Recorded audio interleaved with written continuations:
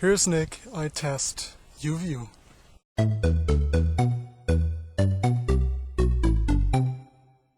I finally reached my destination.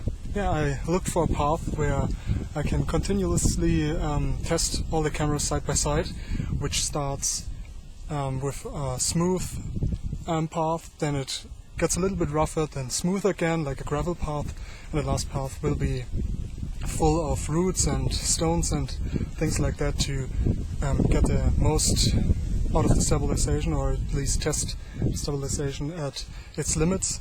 And I'm going to test it with the setup.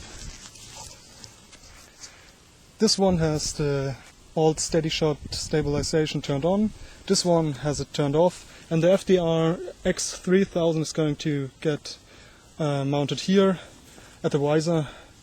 And let's see how that goes. One quick clap to sync the cameras, then I'm set to go. I'm also going to change the way the cameras are arranged on the screen. Cameras are exactly mounted the way they were when I was explaining the setup. So the camera on the far left has no stabilization turned on at all. The camera in the middle is the new FDR X3000, and the camera to your right is the FDR X1000 with the old SteadyShot turned on. All the cameras are also filming in the natural color space, so I'm going to correct the colors now. Since all the cameras were set to auto white balance, I just color corrected like I thought it was most fitting. Also, all the cameras run at 1080p with 60 FPS, otherwise the SteadyShot option would not have been available on the FDR X1000.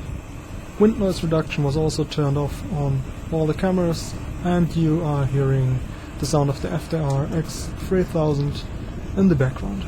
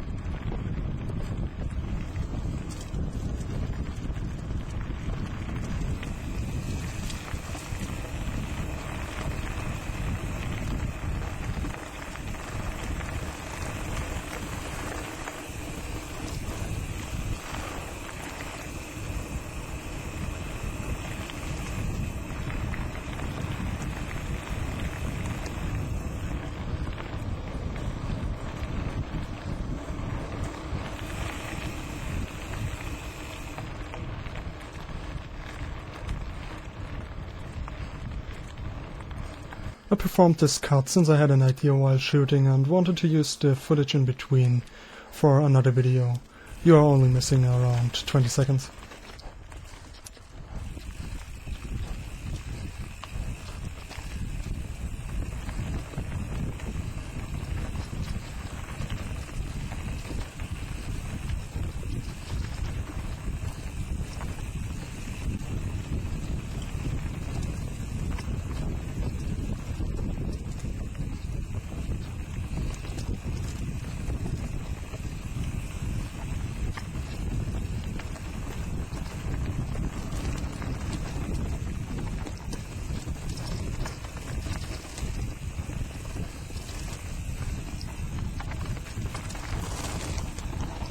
Let's watch the last few seconds again while only looking at the cameras with stabilization. The X3000 is on the left, the X1000 is on the right. You can clearly see the difference in the two stabilization methods. On the FDR X1000 you can clearly see the warping, which is due to the stabilization only being software based, and on the X3000 there's no warping at all. And by taking into consideration that you now can use the new SteadyShot while shooting slow-mo video and 4K footage, that's just a major improvement in my opinion. I hope you were able to see what I tried to point out there.